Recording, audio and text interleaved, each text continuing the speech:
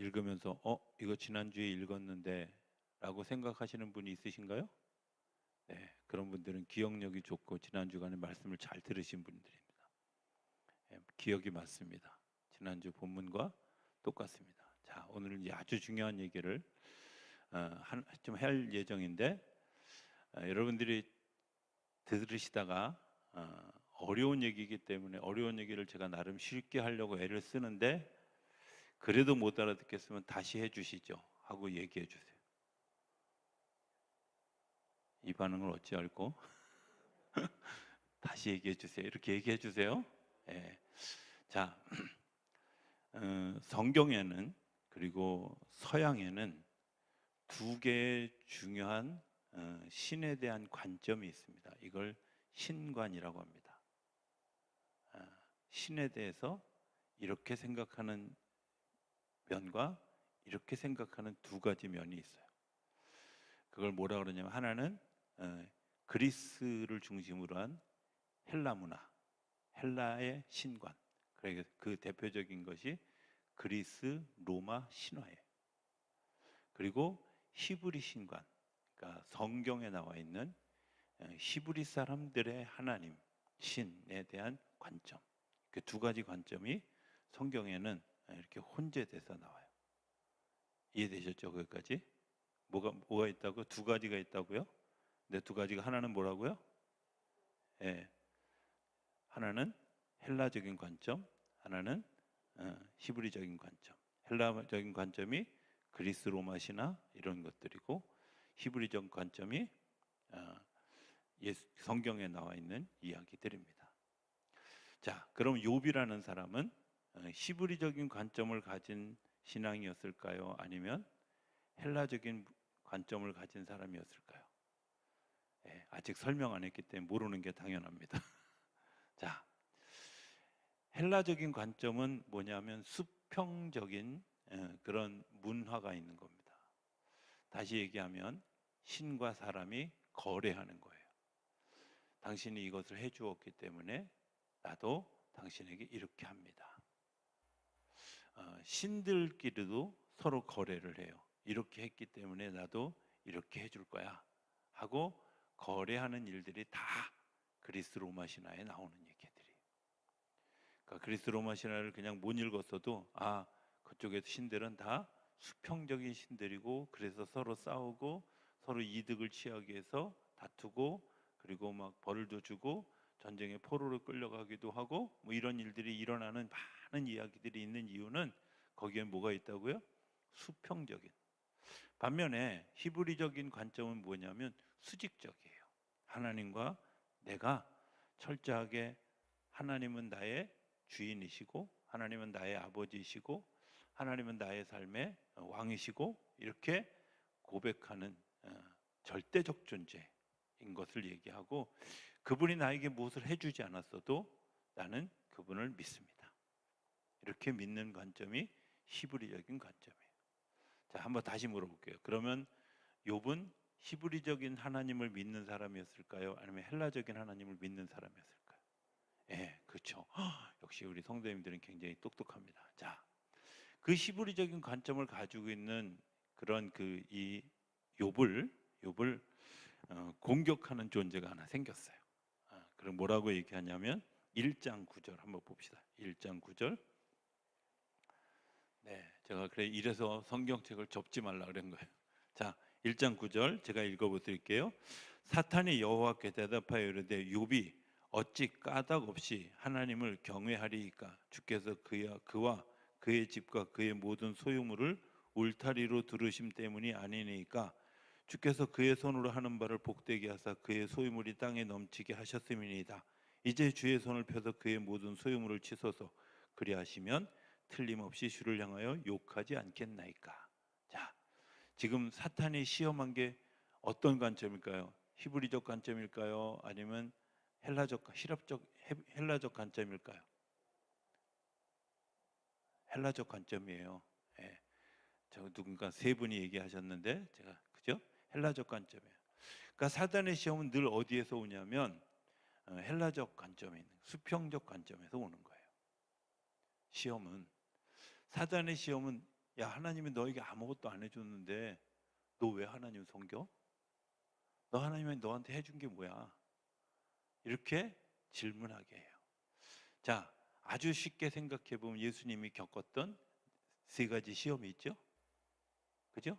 예, 그냥 몰라도 끄떡끄떡 하세요. 자, 마태복음 4장에 나오는 시험이에요. 어떤 시험이었죠? 첫 번째는 돌들을 떡덩이가 되게 하라고. 그 만일, 그 계속 나오는 단어가 있어요. 만일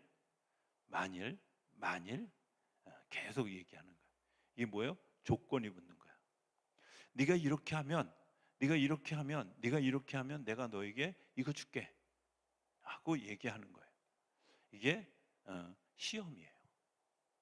하나님은 우리에게 내가 이렇게 해주면 너 이렇게 할래? 이렇게 얘기한 적이 한 번도 없어요. 그냥 내가 하나님이요 믿어, 이렇게 얘기하는 거예요. 그러니까 우리가 믿는 하나님은 어떤 하나님이냐면 어떻게 생각하면 굉장히 독재고 굉장히 카리스마 있고 굉장히 아주 이기적인 하나님이신 것 같아요.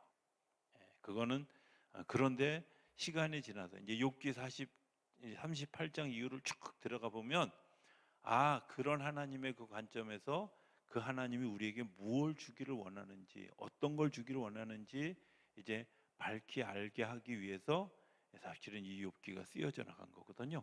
그러니까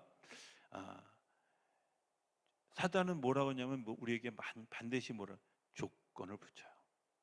하나님이 너에게 이렇게 해 주었으니까 너한테 이렇게 해주면 하나님은 살아계신 거야. 이렇게 하시지 않으면 하나님은 죽었을지도 몰라. 이렇게 계속해서 우리에게 시험을 주는 거예요. 지금 욥기 1장에 얘기하잖아요.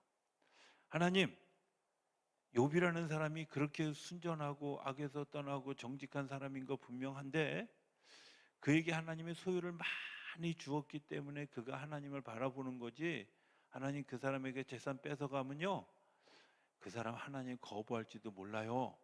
이렇게 이야기를 하고 하나님께 흥정을 하는 거예요. 그러니까 하나님 뭐라고 그랬냐면 12절에 보면 여호와께서 사탄에게 이르시되 내가 그의 소유물을 다 내 손에 맡기겠노라. 다만 그의 몸에는 내 손을 대지 말라. 사탄이 곧 여호와 앞에서 물러가니라. 하나님 뭘 허용했어요? 그래 재산 다 뺏어봐. 저는 이 대목 읽을 때 되게 야속한 거야. 하나님이 되게 진짜 웃긴다. 아니 줬다 뺏으면 눈다락질 난다는데, 그죠? 하나님 눈다락질 여러 번 났을 것 같아요. 아니 왜 줘놓고 왜 뺏어? 이런 생각을. 그런데 잘 생각해 보면 하나님이 주었다 뺏는 것이 아니라 그렇게 허용했다 할지라도 하나님은 여전히 만유해 주시고요, 만군해 주시고요, 모든 만물의 소유자이셔요. 여러분들 이제 이게 믿어지면 사실은 전혀 두려울 게 없는데 사단의 시험에 계속 넘어가는 이유가 뭐냐? 만일이에요. 만일. 까닭 없이 너를 사랑해 주는 이유. 네가 잘했으니까 사랑하는 거지. 네가 하나님 보기에 이쁘니까 너를 축복하시는 거지. 이렇게 생각하는 마음들이 우리 안에 있을 때 우리가 탁탁 걸려 넘어지는 거예요. 하나님 우리를 자녀로 삼으셨어요. 내가 아멘 안 할 줄 알았어요. 자녀로 삼으셨어요. 자녀가 밉게 생겼어도 우리 자녀 미워요, 못생겼어요 이렇게 얘기해요? 안 하죠. 안 하잖아요. 우리 자녀를 막 바라보면서 예쁘다 소리 안 하면 속상할까요? 속상하죠. 지금은 안 그런데 지금은 되게 이쁜데요, 우리 둘째 딸이 어렸을 때는 내가 봐도 안 예쁜 거야. 자기가 봐도 자기 어렸을 때 사진이 도저히 마음에 안 드는지 시집 가기 전에 그 사진을 다 없애버렸어. 나의 과거가 드러날까 봐 그랬는지 아니면 성형했다고 오해할까 봐 그랬는지 다 없어요. 근데 한 번도 그 아이를 너 이쁘지 않아 이렇게 생각해 본 적이 없어요. 왜? 내 자녀니까. 그렇죠? 내 자녀니까. 하나님도 우리를 마찬가지로 생각해요. 하나님 우리를 어떻게 생겼든 상관없이, 어떤 모습을 했든 상관없이, 심지어 재산 다 들고 나가서 창기에게 다 팔아먹은 둘째 아들도 여전히 너는 내 아들이다, 너는 내 딸이다, 내 자녀다 기다려 주시는 거예요. 여러분들 이게 하나님의 관점이에요.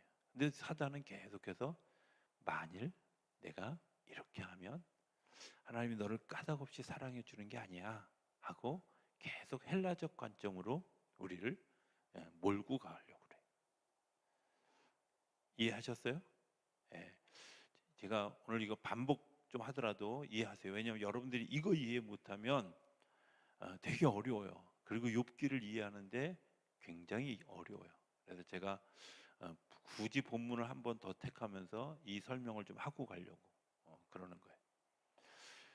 자, 그 수직적 관점을 가지고 있는, 하나님은 절대 하나님이십니다라는 관점을 가지고 있는 욥에게 사단은 계속해서 거래, 흥정하는 하나님으로, 그래서 무언가를 해 주었기 때문에 하나님을 사랑하는 신앙의 절대적 신앙에서 조건적 신앙으로 바뀌어져 갈 수 있도록 욥을 공격하는 거예요. 그런데 욥이 그것에 대해서 어떻게 반응했어요? 이렇게 반응했어요.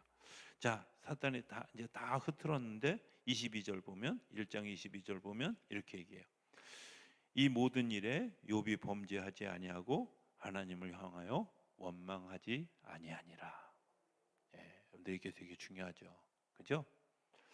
여러분들 그냥 원망하지 않는 게 아니라 하나님은 나의 전적인 전부이십니다. 나는 그분이 주셨고 가져가셔도 나는 전혀 상관없습니다. 나는 오직 그럼에도 불구하고 하나님을 신뢰합니다. 이런 마음을 가지고 있는 거예요. 그러니까 사단이 약이 오를까요? 오를까요? 약이 오르죠. 뭔가 반응이 있어야 되는데, 여러분들 싸울 때 제일 이기는 방법 뭔지 아세요? 반응이 없는 거예요. 제가 진짜 저희 그 중고등부 다닐 때 얘는 진짜 좀 바본가 봐. 한 번도 화를 낸 적이 없어요. 그래가지고 친구 중에 하나가 그 인덕공고인가 다니던 친구였는데, 내가 오늘 쟤를 화를 내게 해야겠다고 그러면서 뒤에서 이제 팔을 이렇게 꺾었어요. 그러니까 아파. 말투도 꼭 이래. 또 꺾으니 아파. 그리고 또 꺾었는데 아파. 근데 네 번째 꺾었는데 뚝 소리가 났어요. 그러니까 화가 나야 되잖아. 거봐, 부러졌잖아. 아니 도대체 어떻게 화를 내게? 그죠? 거봐, 도대체 바보 아니야 싶은 생각이 들 정도로. 근데 하나님이 우리에게 그렇게 할 때 우리가 정말 그런 무던함을 가지고 있는, 그게 사실은 믿음일 수 있는데 우리는 안 그렇잖아요. 그죠? 나 같으면 첫 번째 딱 꺾고 아파 마, 한 대 맞을래? 뭐 이러고 당장 부러질 때까지 어떻게 기다려? 근데 하나님이 그럼에도 불구하고, 자, 어쨌든 사단이 화가 났어요. 그래서 또 뭐라고 얘기하냐면 이렇게 얘기합니다. 4절에 보면, 2장 4절, 사탄이 여호와께 대답하여 이르되 가죽으로 가죽을 바꾸니 사람이 그의 모든 소유물로 자기의 생명을 바꾸올지라. 이제 주의 손을 펴서 그의 뼈와 살을 치소서. 그리하시면 틀림없이 주를 향하여 욕하지 아니하겠습니까? 라고 질문하니까 하나님 뭐라 그래요? 여호와께서 사단에게 이르시되 내가 그를 내 손에 맡기노라. 다만 그의 생명은 해하지 말아라. 자, 여러분들 이런 대목이 되게 중요한 건데 조금 이따가 그 이유를 설명할게요. 자, 그래서 어떻게 됐어요? 이제 막 온몸에 욕창이 나고 이제 정말 신체적으로도 굉장히 고통을 받는 일들이 일어났는데 10절에 보면 이렇게 얘기해요. 그가 이르되 그대의 말이 한 어리석은 여자의 말 같도다. 우리가 하나님께 복을 받았은즉 화도 받지 아니하겠느냐 하고 이 모든 일에 욥이 입술로 범죄하지 아니하니라. 자, 그런데 이제 문제는 여기서부터 생기기 시작해요. 사실은 욥기 1장, 2장은 나레이션처럼 상황을 쭉 설명해 놓고 3장에서부터는 욥의 독백과 친구들의 이야기와 이런 대화가 섞여지고, 그리고 다시 나중에는 하나님과 욥이 대화하고 욥이 고백하고, 이런 형태가 계속되어지는 게 41장까지 가요. 그러니까 욥기에서 진짜 얘기하려는 건 뭐냐면 3장부터 41장까지. 어떤 사람들은 욥기 1장, 2장 읽고 42장만 딱 읽고 와, 욥이 갑절로 복을 받았대. 근데 알맹이가 없는 거예요. 진짜 중요한 알맹이는 어디서부터? 여기서부터 있어요. 자, 2장 11절에 보니까 이렇게 얘기해요. 그때 욥의 친구 세 사람이 이 모든 재앙이 그게 내렸다함을 듣고 각기 자기 지역에서부터 이르렀으니 대만 사람 엘리바스와 수아 사람 빌닷과 나하마 사람 소발이라 그들이 욥을 위문하고 위로하려 하여 서로 약속하고 오더니. 여기서 대만 사람을 대만 사람으로 오해하시면 곤란합니다. 어찌됐든 자, 그런데 13절 밤낮 7일 동안 그와 함께 앉았으나 욥의 고통이 심함을 보므로 그에게 한마디도 말하는 자가 없었더라. 자, 친구들이 와서 며칠 동안 있었다고요? 7일 동안. 그죠? 7일 동안 있었는데 그때 욥의 심경에 변화가 일어나기 시작했어요.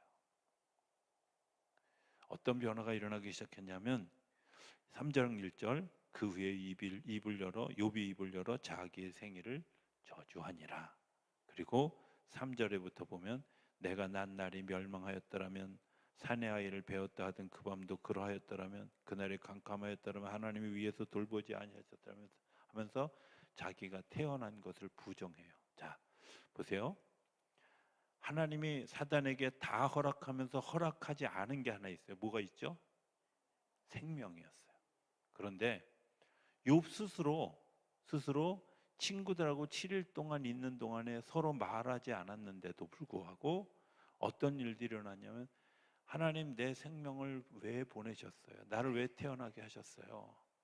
나를 태어나는 날 그날 나를 태어나지 않게 했더라면 좋았을 뻔했는데 하나님 도대체 왜 그러셨어요? 라고 질문하는데 원망하는데 이 원망이 사실은 헬라적인 사고가 들어가 있는 거예요.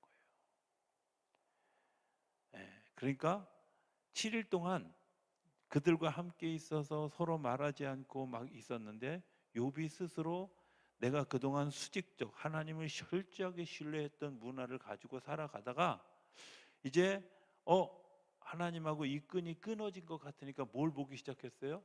좌우에 있는 수평적인 문화를 보기 시작했는데 땅의 문화를 보기 시작한 거예요. 그러면서 어떤 일들 이런 조건이 갖추어지지 않으면 내가 살아갈 수가 없네. 이런 일들이 살아갈 수가 없네. 자, 수직적 문화에 굉장히 중요한 특징이 있는데 그건 뭐냐면 삶의 궁극적인 가치, 인간은 왜 태어났고 생명은 무엇을 위해 존재하고 죽음은 또한 어떤 의미를 가지고 있는가, 생에 관한 문제들이 수직적 문화에 있는 거예요. 자, 여러분들이 태어날 때 여러분들의 친구가 여러분들을 낳았어요. 여러분들의 부모가 여러분들을 낳았어요. 그게 뭐예요? 수직이잖아, 수직. 생명은 어디서부터 시작하냐면요, 위로부터 아래로 흘러가요. 모든 역사는 위에서부터 아래로 흘러가요.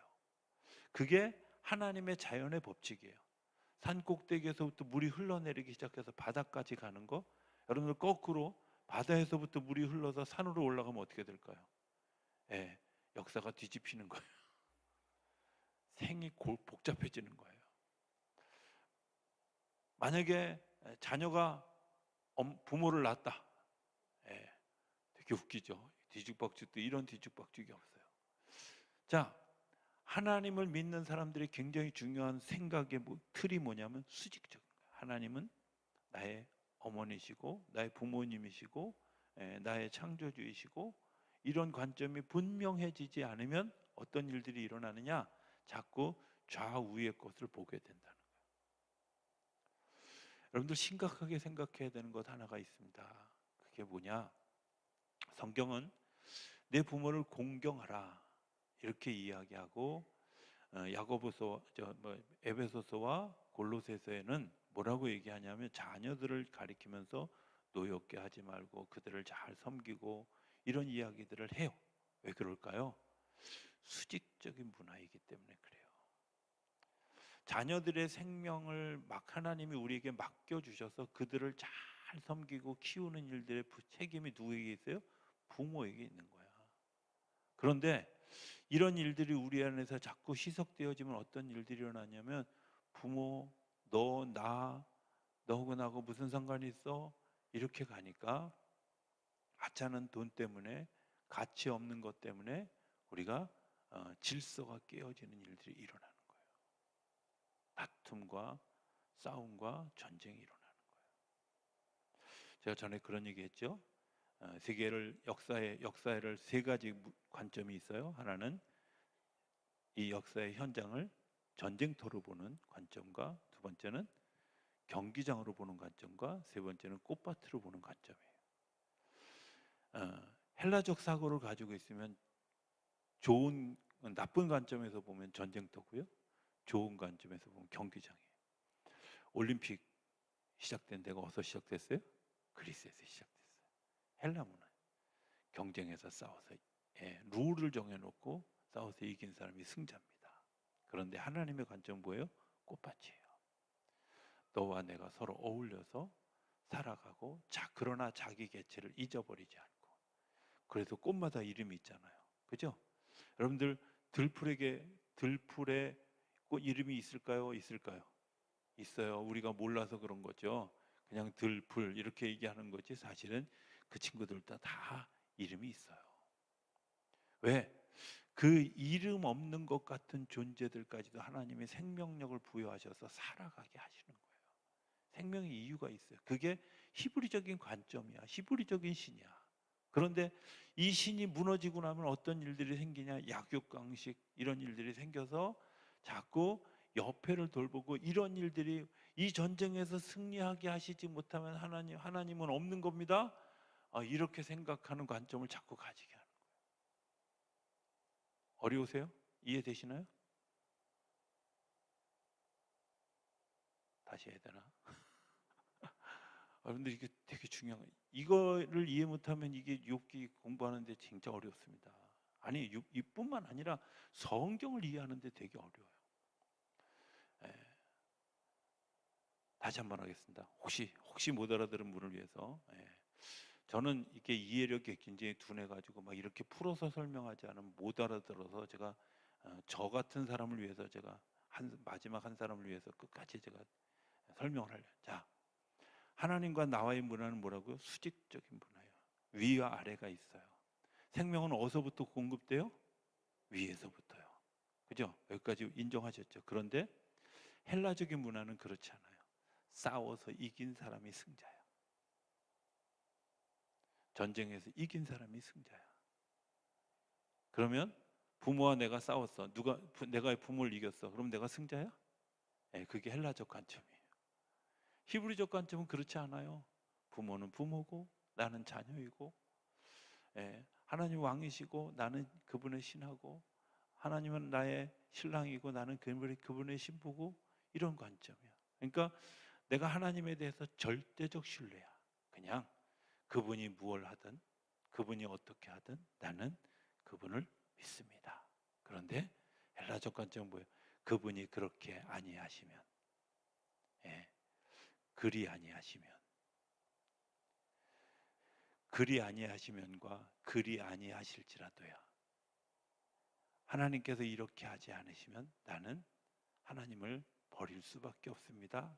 이렇게 생각하는 것과 다니엘처럼 그렇게 아니하실지라도 나는 여전히 하나님을 신뢰합니다. 이게 되게 중요한 거죠.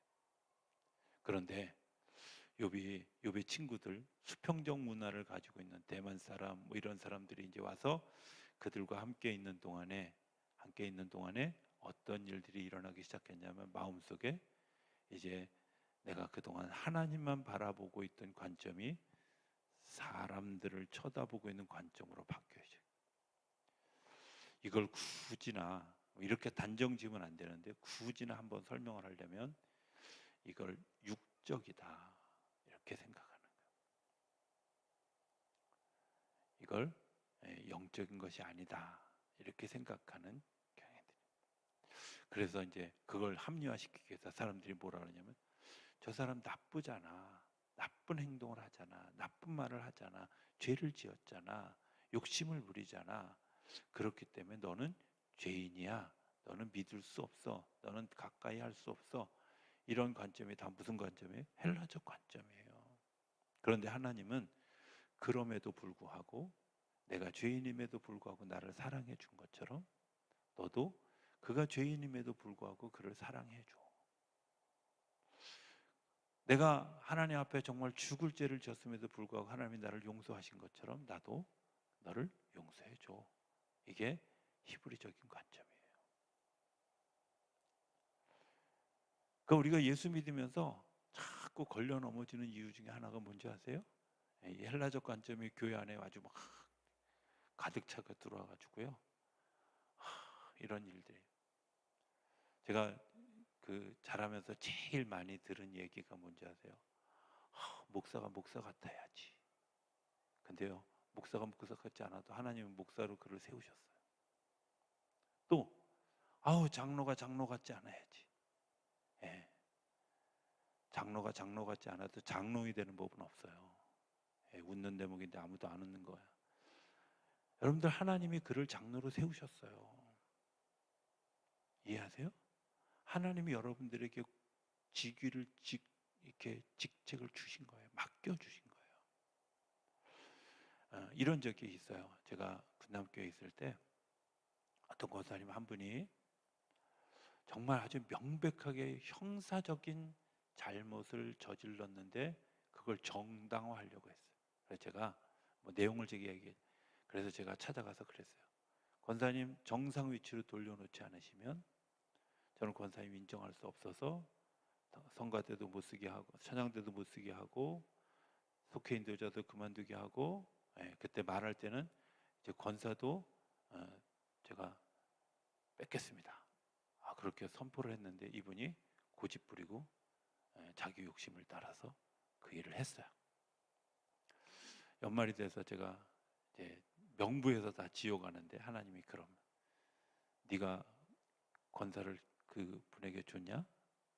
너는 직임을 위해서 교회 일을 위해서 그에게 찬양대도 하고 속장도 하고 뭐 부장도 시키고 했지만 권사는 내가 그에게 준 거야. 네가 준 것도 아닌데 왜 뺏어? 이런 말을 들려주셨어요. 그래서 제가 권사 직책만 빼고 다 일하는 것들을 충지시켰어요. 그랬더니 지금도 욕한대. 지금도 뭐 욕을 해도 어쩔 수 없어요. 오래 살 거니까. 근데 있잖아요. 이런 거예요. 하나님이 우리에게 맡겨주신 그건 그 사람이 잘해서 못해서 이런 조건이 아니라 그냥 하나님의 절대적 권한이에요. 절대적 권한이에요. 그 절대적 권한 속에서 하나님이 하나님의 일들을 움직여 가시는 거예요. 그러니까 우리가 자꾸 이런 관점에 머물러 있다 보니까 나도 모르게 사단의 시험에 넘어지고 육적인 모습이 되어져 가는 거예요. 그래서 하나님 우리에게 진짜 중요한 일들은 뭘까?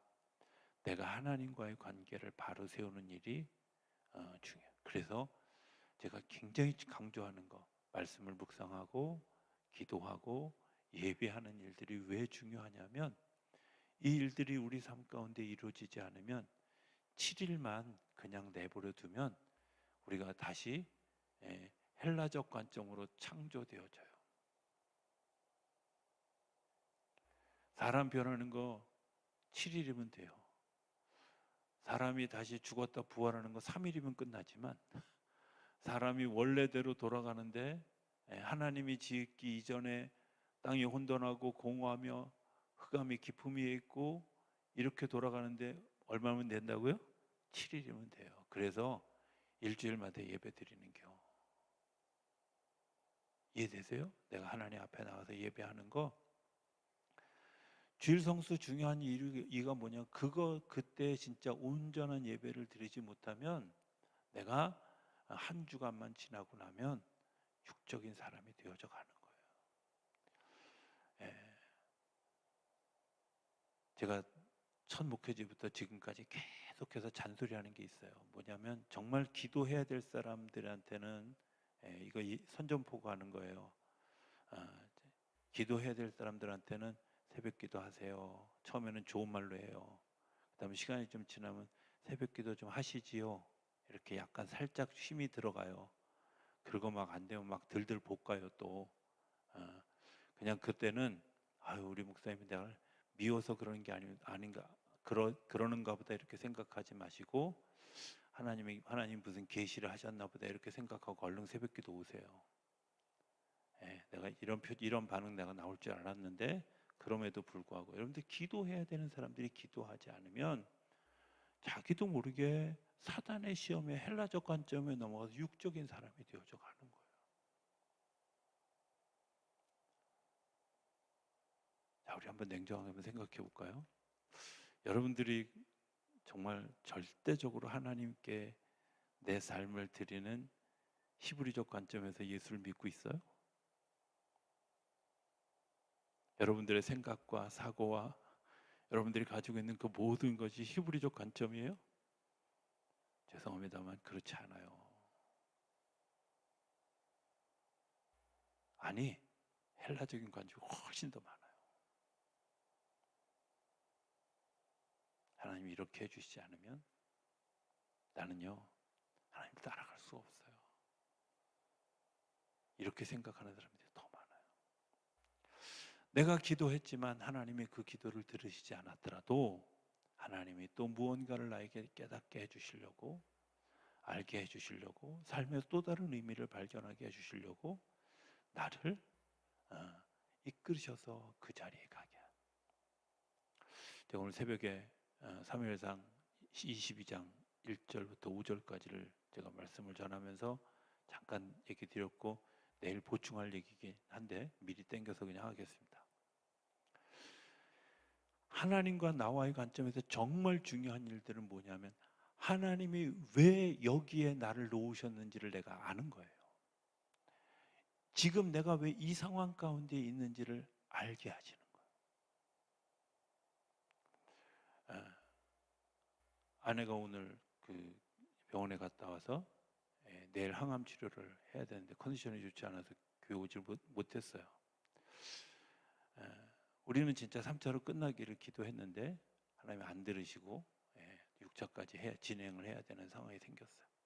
실망스럽죠. 마음이 좀 불편했어요. 하나님 앞에 이렇게 하나님 왜 우리 기도를 안 들어주셨어요? 야 그건 내가 전적인 내 권한 아니요? 이렇게 대답하시더라고요. 오늘 새벽에 이미 하나님께서 거기서 끝나지 않을 것이라는 사실을 알게 했고 아내에게 제가 카톡으로 그렇지 않을 것이라는 것을 암시했는데도 불구하고 여전히 실망스럽죠.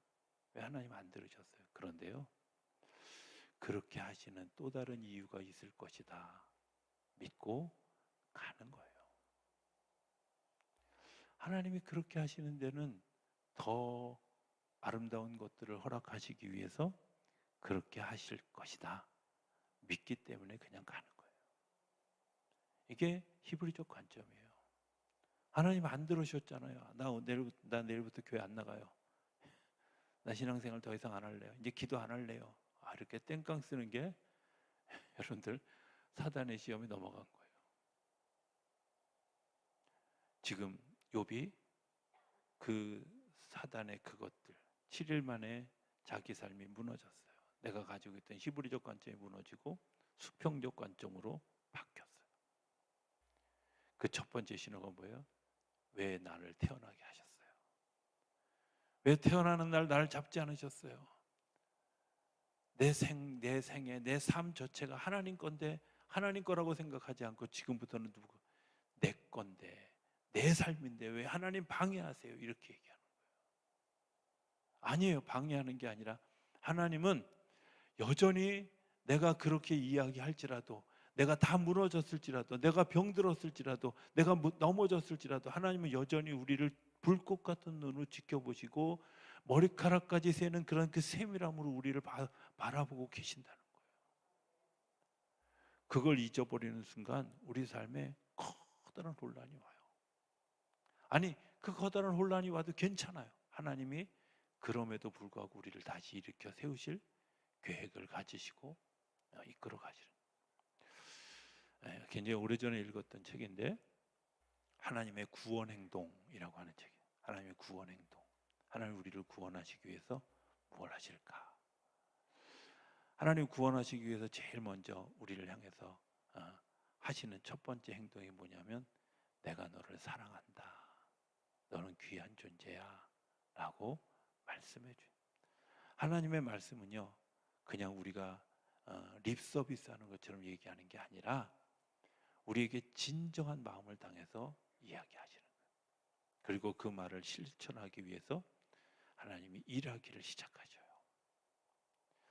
가까운 데서부터가 아니라 먼 데서부터 빠져나갈 구멍이 없도록, 실패하지 않도록 먼 데서부터 조여오기, 마치 저인망 어선처럼 조여오기 시작해서 시간이 다 오래 지나고 난 다음에 그때 그게 하나님의 은혜였구나 라고 생각할 수 있도록. 그러니까 지금 내가 어려움에 처할 때는 하나님은 나하고 굉장히 먼 곳에 계신 것처럼 보여져요. 그리고 책임 없는 방목하는 존재처럼 보여져요. 그런데 죄송하지만 하나님은 한 번도 우리를 떠나신 적이 없어요. 하나님 한 번도 우리를 버리신 적이 없어요.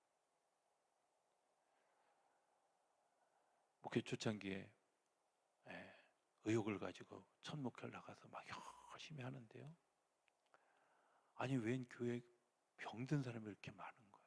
꼭 교회를 등록해도 병든 사람만 와요. 근데 막 기도를 해주다가 나중에 지쳐서 제가 하나님께 그랬어요. 하나님, 아니 뭘 좀 일을 하시려면 좀 똑바로 하세요.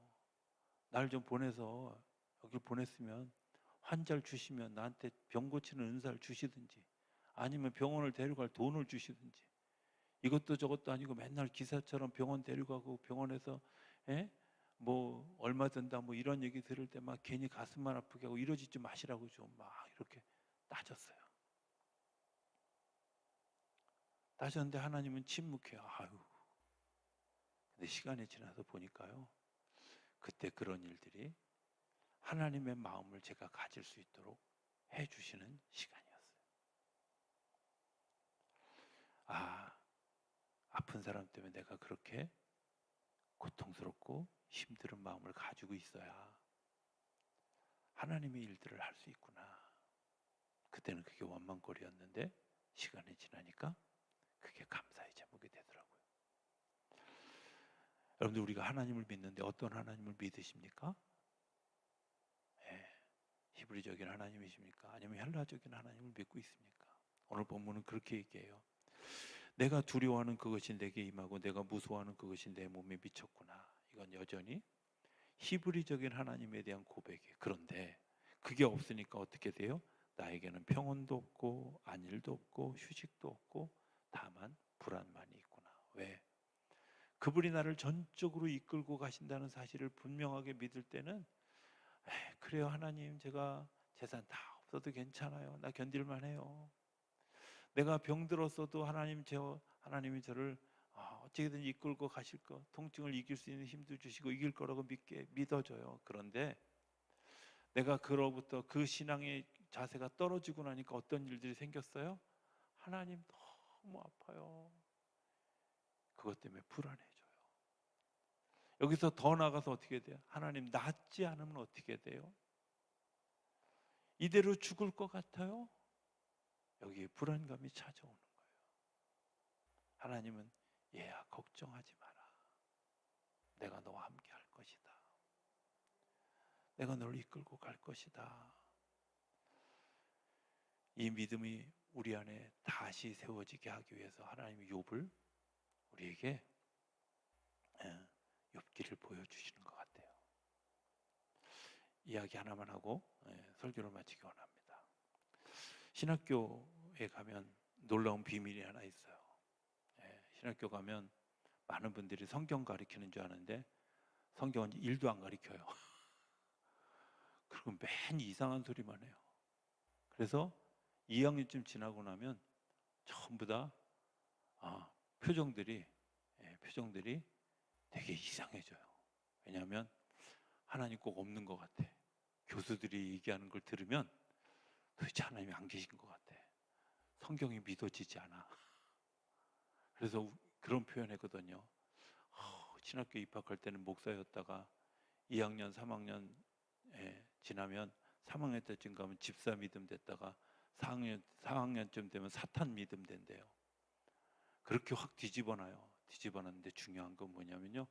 신기한 건 졸업할 때 되면 내가 더 크고 통으로 하나님을 볼 수 있는 눈이 열려지더라고요. 우리에게 시련이 오는 건 하나님이 우리를 뒤집어서 우리 안에 깊은 곳에 숨겨져 있는 우리의 마음을 다시 하나님께로 향하여 설 수 있도록 다시 세우려고 하는 계획이 우리 안에 있기 때문이에요. 그러니까 하나님이 나를 사건 속으로 몰아넣으셨다면 그냥 계세요. 걱정하지 마시고. 물고기 뱃속에 넣으시면 주여 여기가 좋사오니 하고 기도하면서 하나님 내가 여기 있는 이유가 뭘까요? 나를 이곳에 세우신 이유가 뭘까요? 하나님 계획을 내가 알게 해주세요. 이거 알고 나면 내가 뭘 해야 될지 알게 되고 소명이 무엇인지 알게 되고 이 소명이 무엇인지를 알고 그것을 향해서 달려가게 되면 조금도 두려움 없이 그 일을 믿음으로 할 수 있어요. 그런데 그 소명을 잊어버리는 가장 빠른 길은 뭐냐면 7일 동안 하나님 가까이 하지 않고 자기 하고 싶은 대로 자기 욕심대로 살기 시작하면 한없이 무너지는 거예요.